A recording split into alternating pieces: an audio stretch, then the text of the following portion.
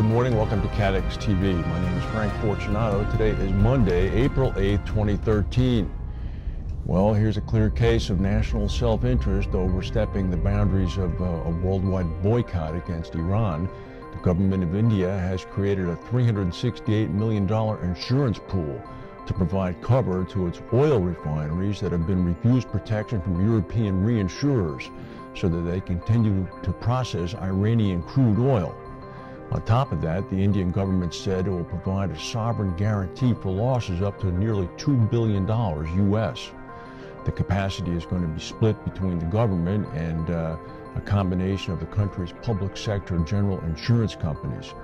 Insurers and reinsurers from the United States and Europe cannot provide cover to any vessel carrying Iranian oil due to a series of wide-ranging sanctions. According to the U.S. Energy Information Administration, Iran's national GDP relating to oil sales dropped from $95 billion in 2011 to $69 billion last year. Since about 95% of all oil tankers are reinsured coming out of the European insurance market, the fact that the Europeans are no longer writing it is causing a big problem for India. There was a large explosion in central Damascus today. 15 people apparently were killed. It happened in front of the central bank of Syria. There have been a number of explosions, obviously, in Damascus over the various months of the insurrection. What's interesting about this one is that the bomb had been planted despite the presence of 6 government checkpoints in the area, supposedly put in place to guarantee security in the heart of the Syrian capital. One resident said it is a very strong military base, but the rebels were able to blow up a bomb, apparently in a car, which was inside the gates of the central bank parking lot. Former British Prime Minister Margaret Thatcher has died. She died following a stroke. She was 87 years old. Ms. Thatcher, of course, was known as the Iron Lady. She served as the British Prime Minister from 1979 to 1990, the longest continuous period in office by a British Prime Minister since the early 19th century.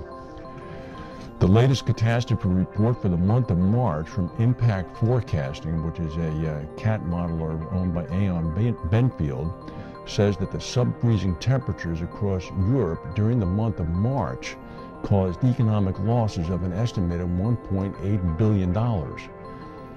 This just goes to show how natural disasters can creep up. We frankly were unaware of such a situation in Europe, but according to Impact Forecasting, late season winter weather affected much of Europe throughout the month of March. Among the hardest hit areas were France, Germany, and the Ukraine, where snow accumulations topped about 20 inches. Economic losses for France alone were $913 million. More than 100,000 insurance claims were filed in France, with auto claims surpassing about $130 million US. Also in Japan, heavy snowfall engulfed northern sections of Japan between the end of February and early March. Some areas got snow of up to 16 feet, and about $14.2 million were spent by local governments in cleanup costs. Well, it's early April, so naturally everybody's beginning to think of the Atlantic hurricane season this summer. Hurricane forecasters are again expecting above average activity in the Atlantic this summer, following 2 years that ranked as the third most active. They were tied for the third most active years on record. Tropical storm risk, the London-based forecasting unit led by Professor Mark Saunders, has forecast 15 named storms, 8 hurricanes, and 3 major hurricanes in 2013. This is about 30% more than the long-term average. The big one, coming out of Colorado State University by Professor Bill Gray, is due to come out on Wednesday. It's expected that his forecast is going to be in line with the earlier forecast. And global broker Aon has extended its relationship with the English football club Manchester United, now up until 2021. As part of the deal, Manchester United's new training facility in Carrington will be renamed the Aon Training Complex. The Aon brand will also be carried on the club's training materials and training kit.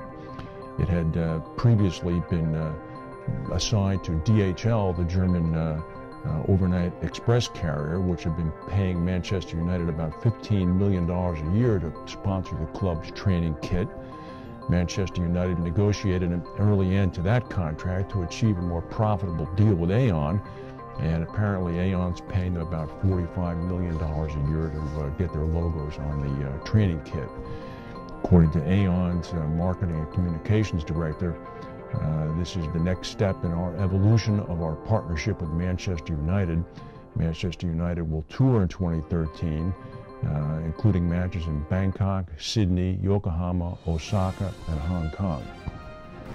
Well, those Manchester United guys are apparently also pretty savvy businessmen. That's the news for today. If we have any breaking news, we'll come back and tell you. Thank you for watching, and we'll see you tomorrow.